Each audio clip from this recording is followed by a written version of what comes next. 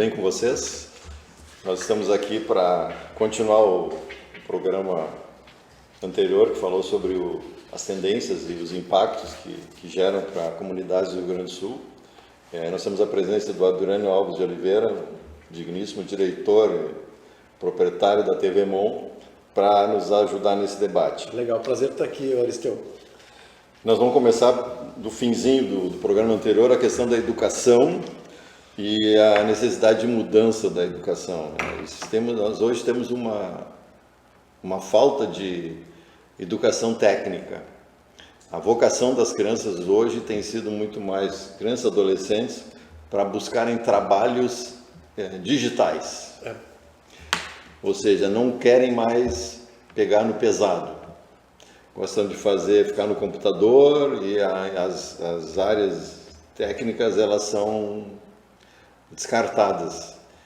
E nós estamos com falta de profissionais técnicos, profissionais que são aqueles executores, né? Se tu pegar, por exemplo, hoje vai tentar buscar um marceneiro, vai buscar uma pessoa que vai arrumar o teu ar-condicionado, um ferreiro, tu não vai encontrar. E eles vão estar lotados, né?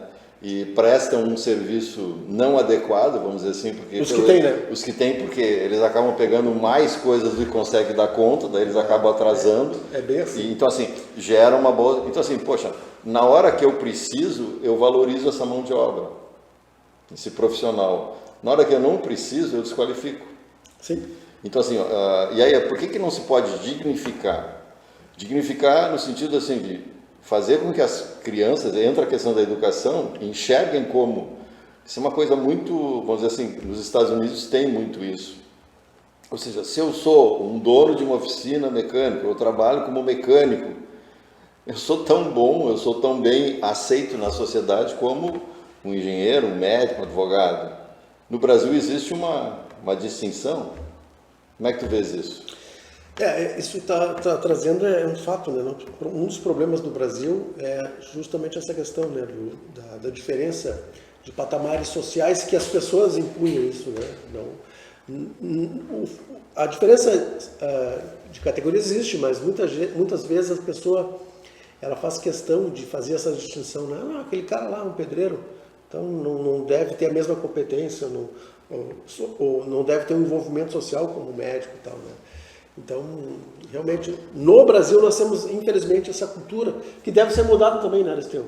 A gente deve mudar essa cultura. E saiu recentemente uma informação que lá em Balneário Camboriú, o setor da indústria está com extrema dificuldade de conseguir trabalhadores, né? Pessoal, pedreiros para erguer prédios e tal, pela falta de mão de obra. Pessoas interessadas, né? Os jovens não estão mais interessados em uma coisa de trabalho pesado, né? Como tu falou, querem ficar no ar-condicionado, no computador. Então, é uma tendência que nós temos e que alguma coisa poderia ser feita. Exatamente, eu não saberia dizer o que, mas o fato é que nós não temos mais pessoas interessadas em trabalhos que não sejam esses mais de tecnologia. De gabinete. E uma tendência que tem, a equidade, olha só, essa é uma palavra complicadinha nesse sentido, equidade na criação de oportunidades para as pessoas. Equidade, ou seja, quando eu dou direitos iguais, quando eu ofereço alternativas, ou seja, nem todo mundo nasceu para ser médico, claro. Nem todo mundo nasceu para ser um cara de TI. Um pedreiro. Então assim, por que eu não posso gerar dentro da escola, isso não é só no nível técnico, não existe mais, mas ou seja, tem que ser desde do fundamental, essa percepção, né? Só que a comunicação, ela também não, ela é uma, fazer um parênteses, uma vez eu fiz um trabalho que estava com os limpadores de auxiliar, pessoas de limpeza, de banheiro, de shopping. E eles eram pessoas invisíveis, eles se sentiam invisíveis. A invisibilidade das pessoas. Assim que hoje tem os prestadores de serviço que estão que são terceirizados geralmente, que entram para fazer a limpeza, cafezinho, alguma coisa, são invisíveis. As pessoas estão lá trabalhando, mal e mal dizem bom dia ou não dizem. São pessoas assim que estão ali, tira eles, tira as pessoas que limpam o banheiro. Então, o shopping é muito interessante. Um dos caras que eu falei assim, perguntei o que mais te incomoda. Me incomoda é as pessoas que acabam de lavar as mãos e saem assim, ó, jogando água no piso. Daí o piso fica molhado. O cara tinha recém-limpado. Ele tinha recém-limpado. Então, nota assim, nós temos a gente não consegue ver, nós não vemos essas pessoas como agentes importantes. Quando tu falou, tira eles para ver como é que a escola não vê. As escolas não veem essas crianças com esses potenciais. Elas os enxergam por uma visão de futuro que sempre tem a ver com um modelo de vida, sei lá, eu sou dono de uma empresa, eu trabalho numa empresa de TI, eu sou médico, eu sou advogado, e de maneira que isso já gera de fato uma inclusão. Então aí tem a ver com a equidade na criação de oportunidades. E as escolas e os governos têm tudo a ver com isso. Tá, mas o que tu acha assim, pela tua experiência, Aristeu, digamos que há 20 anos atrás, o que era diferente? Nós tínhamos mais ofertas de emprego, ofertas de cursos para as pessoas que não sejam de tecnologia. O que mudou de 20, 30 anos para cá, na tua opinião? Uma visão de que técnico não é uma visão, não é uma pessoa tão competente. E se for pensar assim, o que tu é? Assim, e o salário? E o salário, tu vai arrumar uma namorada, assim, eu sou técnico de eletrônica, eu sou técnico, eu sou pedreiro, ela já te vira a cara e vice-versa, né?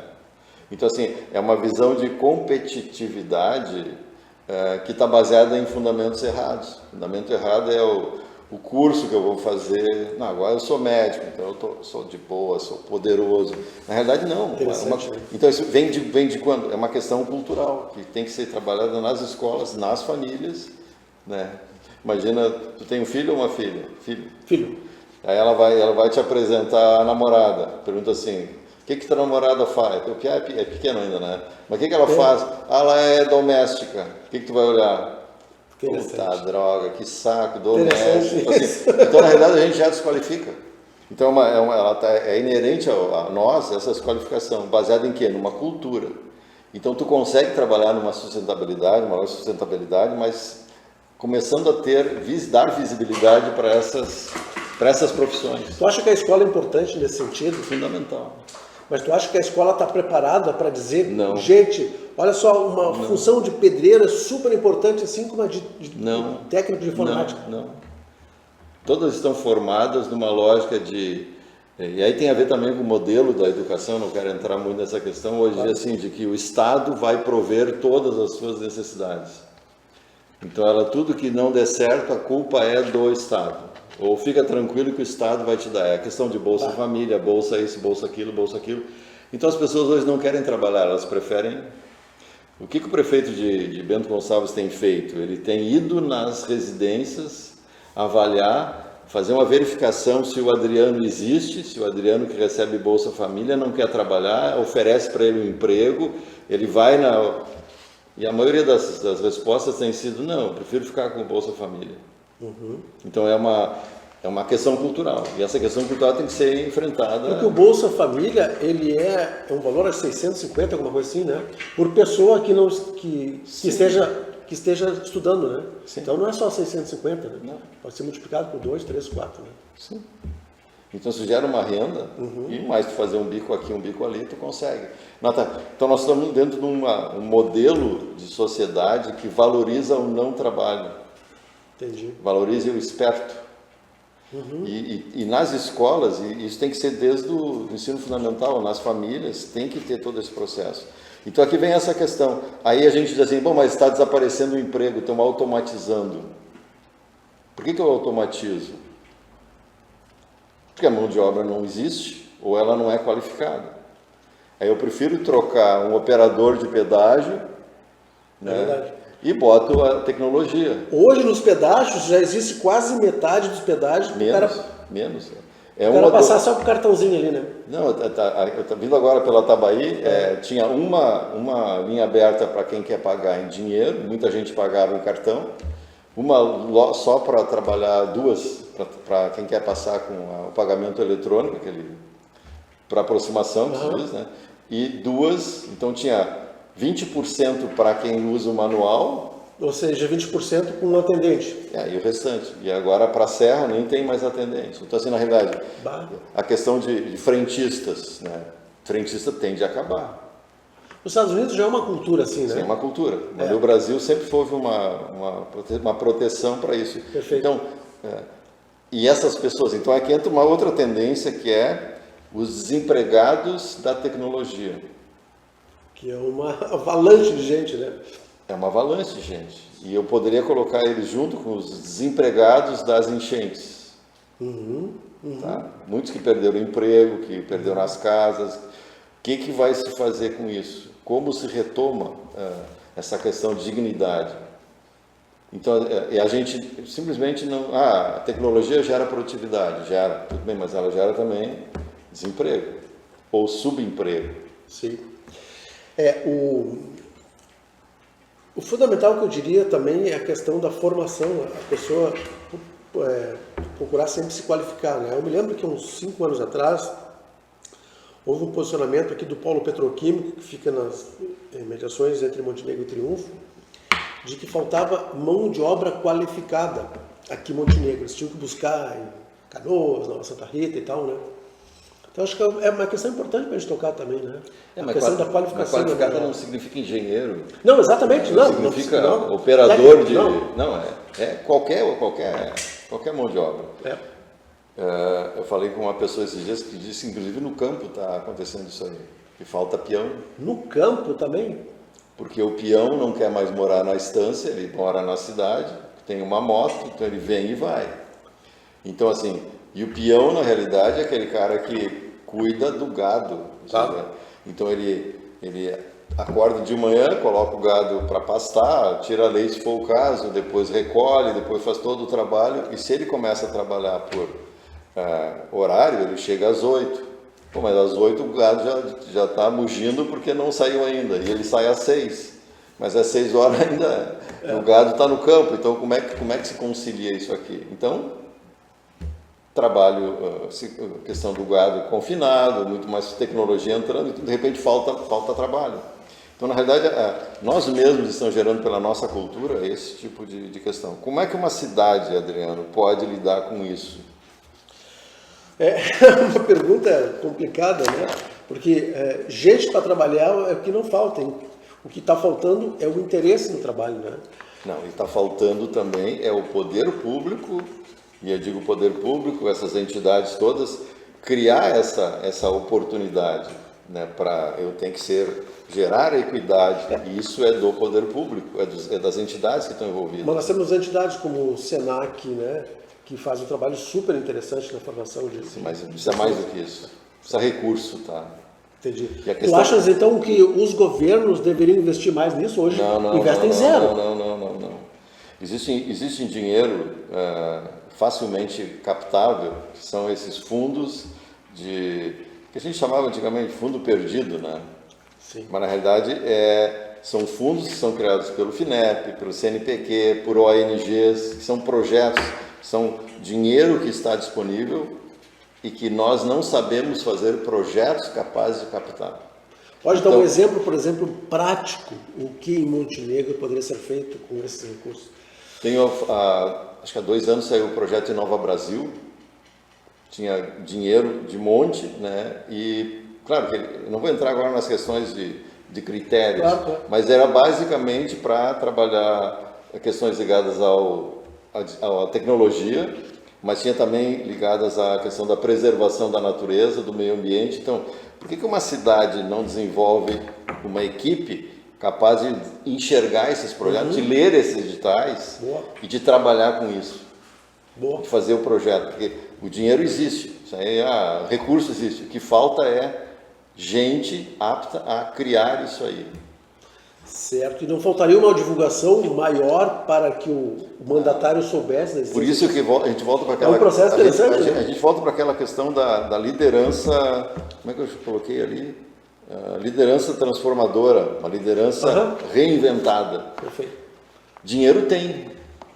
O cara que tem a visão... Só que qual é a minha visão hoje em ser governante? Eu vou lá e bato na porta do governo federal, tem dinheiro para mim? Não tem. Não tem dinheiro.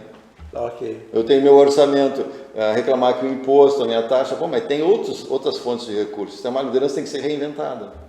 Então, assim, por que a cidade ela não busca pessoas com essa capacidade? E eu vou trazer para cá um camarada que trabalha com isso, para poder dar exatamente essa ideia de dinheiro nós temos aos montes. Aí a gente entra numa outra questão, Aristeu, que é a seguinte: o programa Ciência e Vida ele tem o objetivo de trazer informações sobre diversos aspectos e diversas visões, né? A questão de que muitas pessoas capacitadas não estão hoje na esfera pública por causa do salário, porque na esfera privada eles ganham muito mais, né? Porque muitas vezes a pessoa que é muito qualificada na empresarial, aquele cara eu acho que seria um ótimo prefeito. Por que ele não é candidato a prefeito, né? Porque muitas vezes ele vê a questão financeira que não é adequada. Não é isso, não é isso. Tem muita gente boa querendo ser prefeito, que já tentou ser prefeito e não conseguiu passar no filtro. Do filtro da urna? Não. É o filtro do partido político. Partido político, não chega nem na urna, partido político é o câncer. Uhum. Só passa aquele cara que tem um apelo popular. Aquele cara que joga o jogo daquele partido. E geralmente os partidos, por que o Brasil tem uma pluralidade enorme de partidos? Porque é interessante tu ser dono de um partido. Tu pode comprar e vender, tu pode ajudar, tem um poder. Então, se tu passa num filtro desses, tu tem que jogar aquele jogo deles. E esse jogo não é um jogo normalmente saudável. Sim. E aí o técnico, aquele cara que tem uma certa competência, ele diz assim, não vou me submeter. E aí nós temos exemplos, né, de Silvio Santos, foi um cara que tentou ser, teve o dono da Votorantim, Antônio Hermínio de Moraes, tentou ser, aí não deu. E são pessoas que fizeram, né? Então assim, nós temos exemplos disso. Então o filtro, o partido político é o câncer. É o câncer. É verdade, porque hoje os partidos políticos têm o famoso fundo partidário. Né? Fundo partidário. Ele se mantém, né? Então tu vê alguém que é um prefeito, ele perde a eleição, mas ele vai para um cargo, então eles estão sempre protegendo e se protegendo. Eu fiquei sabendo de pessoas que criaram partidos para justamente receber verba do fundo partidário e se locupletarem com essa verba. Sem interesse nenhum em se eleger, se candidatar, mas como uma ferramenta financeira. Inacreditável que exista isso, né? É claro que existe. Então, tu vendo assim, o poder não é do partido majoritário, nem do minoritário, é daqueles que fazem o pêndulo mudar para um lado ou para o outro. Por incrível que pareça. Por incrível que pareça. Tá? Exatamente. Né? Então, essa é uma questão interessante. Isso é uma tendência que a gente, como cidadão, e aí eu vejo assim, como que, agora pegando uma fase mais, como que Montenegro, uma cidade, pode sair dessa? Primeiro fazendo uma reflexão não política, mas com políticos, né? Uhum. Pessoas influentes que possam trabalhar nessa visão, nessa construção de um Montenegro para daqui a 10, 15 anos, uma visão de longo prazo, né? Porque por que a gente tem uma visão de longo prazo? Porque a partir daí as minhas ações no curto prazo são direcionadas para aquele sentido. Se eu não tiver uma visão, eu acabo reproduzindo o meu jeito de ser. Então, assim, quando se trabalha em planejamento estratégico de família empresária, que é um outro tema, o horizonte de tempo que se enxerga é 30 anos, 20 anos. E a gente pergunta assim, de onde vai vir o dinheiro que daqui a 30 anos irá sustentar os descendentes da família empresária? Sim. Tu fala em família empresária, é aquela família que tem uma empresa. As famílias que têm uma empresa. Uma empresa, ok. Então assim, tu é o fundador, tu tem um filho, amanhã ou depois tu vai ter mais 3 netos, daqui a terceira geração passa a ser 10 pessoas, na quarta geração passa a ser 30. Então assim, e cada vez aumenta, e tu quer que a empresa gere. Então, assim, de onde vai vir o dinheiro? Como é que vai ser a gestão? Como é que vai ser a questão que tecnologia eles estão envolvidas? Onde eu estarei aplicando o dinheiro gerado? Então, tem uma outra tendência nossa, só para fechar, que é fundamental, isso não é uma tendência. Se a gente olhar as tendências geralmente publicadas, elas são favoráveis, elas têm um otimismo exagerado. E a realidade não é bem essa. A realidade é assim, então hoje eu tenho que começar a segurar o dinheiro que eu tenho. Segurar o dinheiro que eu tenho, isso não é gastar. O momento hoje com Trump, com Putin, Xi Jinping, é complicado. O nosso mundo é uma tendência de instabilidade. Né? De instabilidade. Tá? O momento com a inteligência artificial entrando.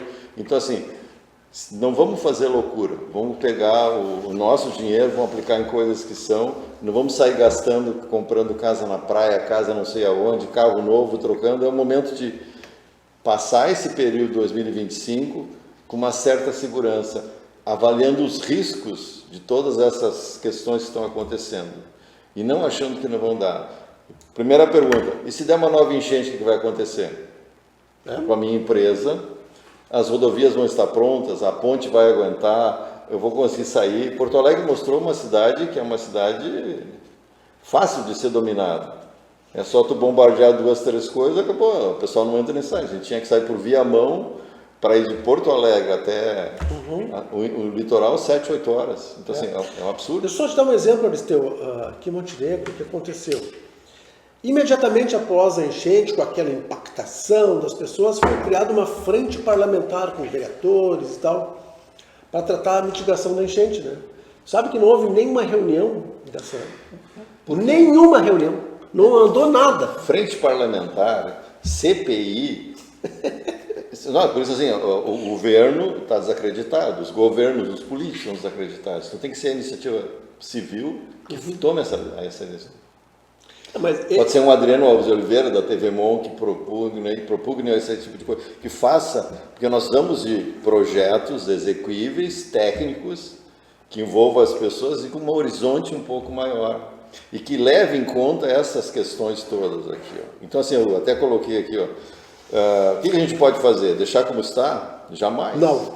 Tá? Não. Confiar que os governantes vão resolver? Também não. Então, se eu não posso deixar como está, contar que o governo, esperar que os governantes resolvam, o que eu tenho que fazer? Eu tenho que começar a trabalhar. Tentar fazer... Eu me virar. Claro. Eu me virar. Deixa eu fazer uma pergunta, Aristeu. Na tua opinião, porque a gente vê muitas cidades como Montenegro, por exemplo, que perderam a sua característica de pessoas nativas, né, que vieram gente de muitas outras cidades. Tu acha que isso acaba impactando lá no final no interesse de melhorar a cidade, que o cara não é nativo? Tu acha que a miscigenação ela é ruim nesse aspecto? Eu volto um pouquinho antes, né? Qual foi o motivo que fez com que essas pessoas viessem para cá? Ter esse conhecimento. Se eles vieram para cá porque é mais segura, Montenegro é uma cidade segura, se é por uma questão de educação, se é uma questão de oportunidade de vida. Então, eu tenho como explicar. Polo petroquímico. Bom, Polo petroquímico, sim, mas isso faz 40 anos atrás. Exatamente. Mas foi a partir daí que a gente teve uma avalanche de pessoas de outras cidades que vieram para trabalhar e acabaram ficando. Né? Esse é um dos exemplos. Logicamente que não é o único. Né? Sim. Mas a possibilidade, o posicionamento da cidade, por isso geograficamente... Por isso, assim, que cidade as lideranças de Montenegro querem para eles, para os seus moradores. Não é, a cidade não é dona do Aristeu, mas em que cidade nós, os líderes, imaginamos que seja aquela que vai ter a sustentabilidade no futuro. É uma visão estratégica, mas se a gente não tiver isso aqui, e eu não vejo as cidades fazerem sua visão estratégica. Às vezes é meia dúzia. Bom, eu já vi uma ex-aluna minha que fez um planejamento estratégico do órgão público do Estado, e aí eu perguntei quantas pessoas participaram. Ela disse, não, eu fiz sozinha. Poxa. Então, assim, um planejamento estratégico é feito sozinho, ele não tem essa... as ideias vêm só de uma cabeça, né? Não, e ninguém vai comprar, ele é engavetado. Automaticamente. Então, ou tu gera um processo co-construído, ou ele não vai ser olhado. Que interessante, que interessante. Então, se eu conseguir, por exemplo, envolver 3, 4 lideranças que sejam daquelas de puxar mesmo, elas não vão deixar coisa para trás. Não vão deixar coisa para trás. Por exemplo, se for formado eu me lembro lá em Novo Hamburgo tinha um grupo chamado Pensando Novo Hamburgo. Era um grupo de pessoas, entidades que levavam sugestões. Tu acha que se for criado um movimento assim nas cidades de pessoas da sociedade civil, entidades, eles vão ser ouvidos pelos entes públicos? Querendo apresentando melhorias? Sim, desde que eles tragam projetos, soluções e viabilização financeira.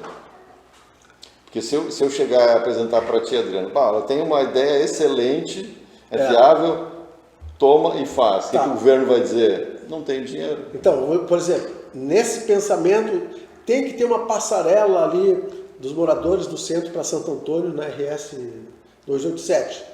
Se eu apresentar esse projeto sem trazer a viabilidade financeira, os caras não vão dar bola. Morre, porque entra naquela distribuição de recursos, que os recursos hoje estão muito para pagamento de folha.